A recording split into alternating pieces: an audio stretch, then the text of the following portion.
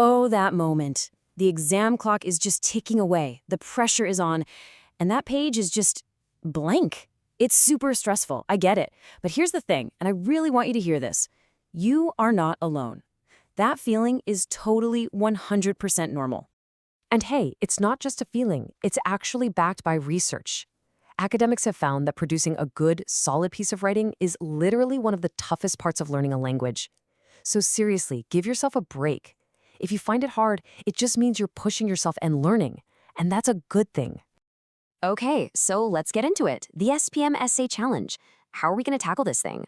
Well, we're not going to try to climb some impossible mountain. Nope, we're going to break it down into super simple, manageable steps. Let's do this.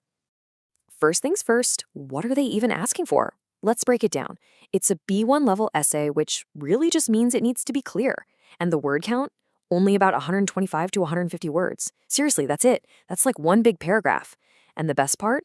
They literally give you the 3 main points you have to talk about. It's not a trick question, it's a roadmap they handwrite to you. Okay, now this is fascinating. This chart shows us how students actually spend their time writing. Look at that huge chunk. That's the wow writing part. We just jump right in. But then look at the tiny little slices for pre-writing, that's your planning, and revising. Almost nothing.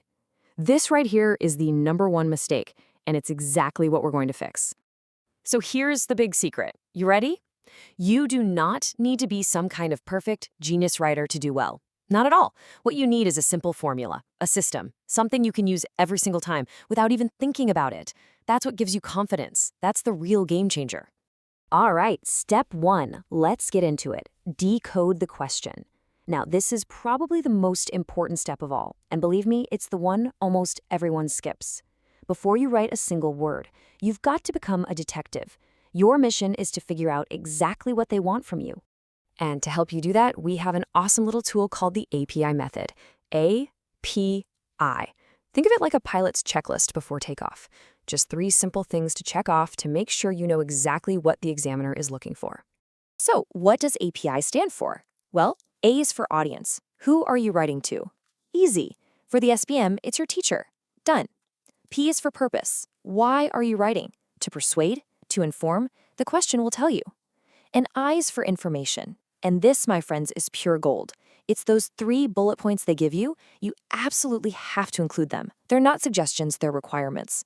Let's try it with a real example. Imagine the prompt is about littering. Okay, let's use API. Audience, teacher. Purpose? The question says, write an essay on ways teenagers can help. So our purpose is to discuss and suggest. Information? Boom, right there in the prompts. What littering is, the problems it causes, and how to stop it. See?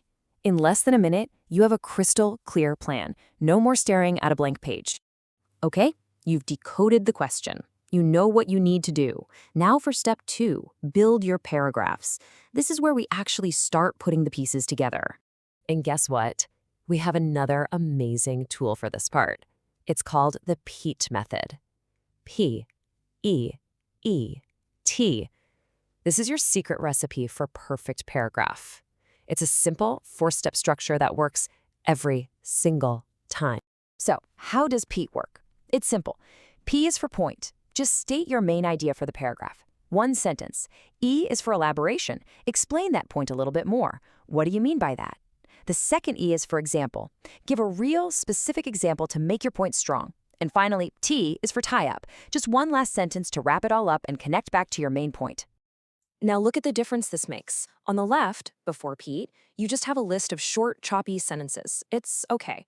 But now look at the right, after Pete. It's a proper paragraph. You've got a clear point, you elaborate on it, you give a great example about plastic waste, and you tie it all up. This is how you go from just listing ideas to actually writing an essay. This is what gets you the marks. All right, we're on the home stretch. Step 3, polish your writing. Now, remember that tiny slice on the chart for revising? This is it.